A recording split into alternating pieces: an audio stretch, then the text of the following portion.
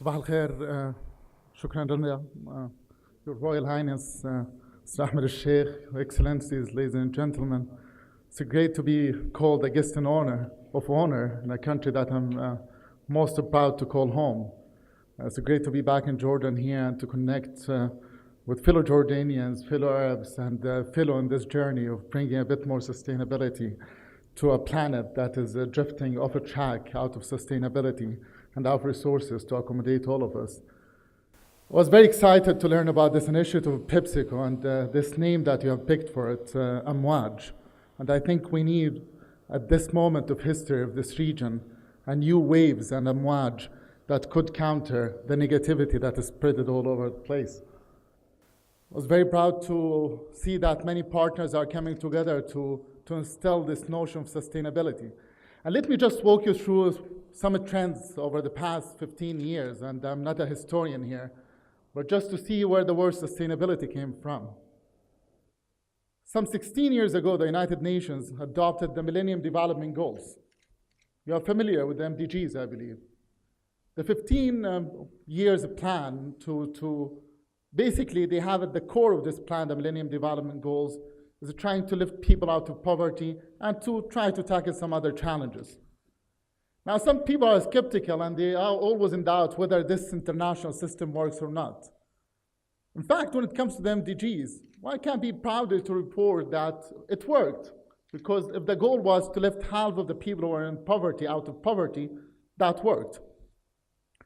But I'm always reminded when I reflect on the MDGs, and as I had the honor over the past 3 years to contribute to the formulation of the Sustainable Development Goals, the UN, I would say, very bold vision for the future.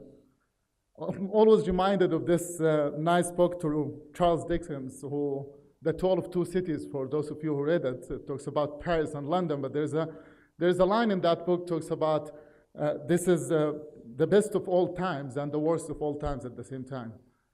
And when you see how things work in this region, and see the progress we have been making as a humanity, it's outstanding in every sense to see the progress that humanity has made over the past 15 years or so. But as we are reflecting on some of these challenges and looking to the future and the next 14 years, in fact, now, to achieve the plan 2030, you can go through the figures and numbers and see some good trends and some disturbing ones. Let me start with some of the disturbing ones, so it could end in a more positive note. We Arabs, this region, were just 5% of the global population. Last year, we were 56% of the world's refugees. 5% of the global population made more than half of the world's refugees last year. The global average for unemployment among young people is 13%. In our region, it's 30%. Globally, is 1 out of 4 young people is unemployed. In this region, globally 1 out of 8. In this region, 1 out of 4. In this region, 2/3 of young women and girls who are actively looking for jobs and they want to work, they are still unemployed, with no immediate prospects for jobs. In fact, this region has to create 60 million jobs by the year 2020. And I see some people nodding their heads, and rightly so. 60 million jobs by the year 2020. Of course, I was just a few days ago, in fact, I'm spending most of this month in a tour in the Arab region, because tomorrow in Beirut, we will be releasing the Arab Human Development Report, which will be focused entirely on youth to look to the trends of what happened to the region's youth 5 years after the events. And I invite you all to go to the website tomorrow and try to read the report. It's remarkable. In fact, it took us 3 years to develop this report, because every time we come to a place where we feel confident, it's just almost impossible to offer a solid analysis for the situation for Arab youth at this moment.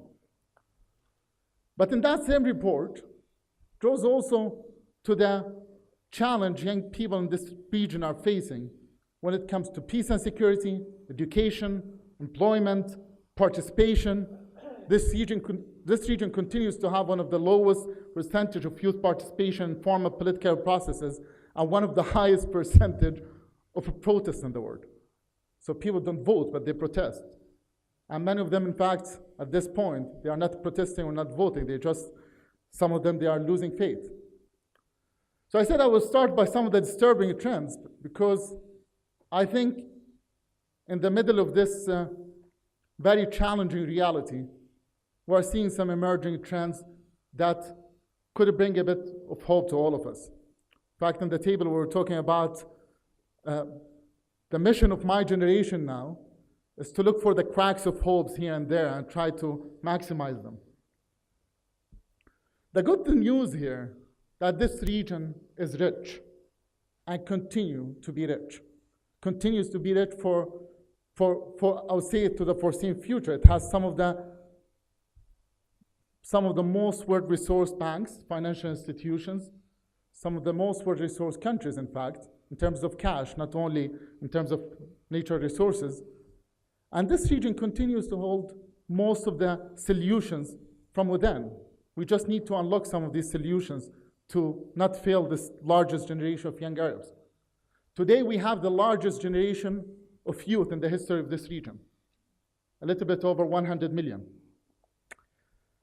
So the good news here when it comes to sustainability,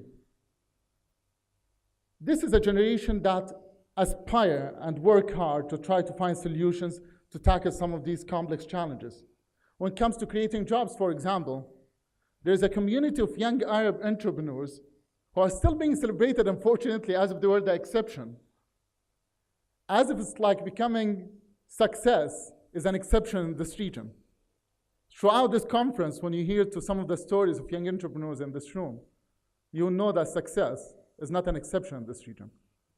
And it should not be an exception. The destiny of an Arab is not to be unemployed or a refugee or sinking in the Mediterranean. There are much better and brighter future for young Arabs, only if we give them our opportunity. I'm convinced that all the solutions to the problems we are facing today could never come from abroad, in fact, not even from the UN. I'm speaking on behalf of it. This region has keys to solve most of its problems. Now, when it comes to the sustainability element, as the United Nations start reflecting on the new generation of sustainable development goals after the Millennium Development Goals, probably if you go and read the MDGs, the word sustainability was not there at all, in fact. For 15 years, the word sustainability was not mentioned in the most important development framework. Now, sustainability is the name of the agenda. It's called the Sustainable Development Goals. Are you all familiar with the 17 goals? Raise your hand if you are. Good. What's goal number 4? It's a quiz. It matters, in fact. You should know about the goals. Goal number 5. Any guess? It's the women one. Good. Gender equality. Goal number 13. Well, you have a homework before the end of this conference to try to know the goals by heart. And I think it matters. I'll tell you why it matters. My Secretary General, Mr. Ban Ki-moon, says, we are the first generation in history that has the means and tools to eradicate extreme poverty. But we might be the last generation that will be able to reverse the climate change. No pressure. But it is true. We are very fortunate, very interconnected, very mobile, and we have unbelievable resources at our disposal that will allow us to realize this vision.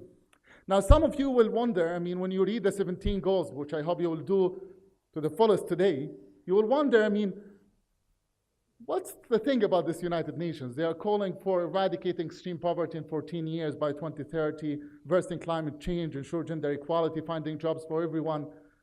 This is too ambitious, and this is not attainable in 14 years' time. I challenge that because I believe it is doable. But we cannot get it only by talking about it. We can achieve this vision by really aligning our actions with it. I have a great faith in this generation of young people. In fact, if you go and you check the most Googled, or I'm not sure if Googled is the right term there, because the most looked at companies today in LinkedIn are the ones that are branded as socially conscious and environmentally conscious as well. This is a generation of young people who cares about where they work. They want to work for a good story, not only a good cash and career type of thing. They want to align themselves with a company that does well for its society. This is a generation of young people, in fact, they don't even want to work for companies. We keep complaining about young people. In fact, one of the biggest challenges in the future for companies is to attract the young talents, because most of them, they want to start their own businesses. And they can't do that, in fact. Now, if I bring it back to the Arab region, I'll not speak for too long. I'm sure there are brilliant speakers coming after me. But I'm always saying that for this region to unlock the power of its youth, it has to do a few simple things. 60 million jobs cannot be created by the year 2020 by governments, right? I think even this public-private partnership will not generate this number of jobs. So what we are telling young people, we're telling them, stop writing CVs and start writing your business plans. Stop looking for jobs and start inventing jobs. And what I hope really we can talk more about it during this forum is how to support the journey of a young entrepreneur who is trying to start a new business. And the challenges there are enormous. Whenever I meet young people in the region, I ask them what are the challenges for starting a new business. They often will tell you where to start, right? To register a company is difficult. The legal system taxes you from day one. Coaching is almost not there.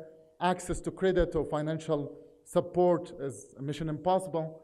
And in fact, I feel for this region not to fail its youth, it has to make their job to start new businesses and new jobs a little bit easier. Currently, it's almost a mission impossible. They don't really have to be Tom Cruise type of thing, for you to just start a new business in this region. And when it comes to sustainability, I conclude with that. Sustainability is just the way forward. It's the way forward because we just cannot continue to consume the current boundaries. We are living way beyond the planetary boundaries, I would say, for this planet. If we continue to consume in the same way, we need the 3 planets to accommodate all of us. And as a wise man once said, there might be plan P for everything, but there's no planet B.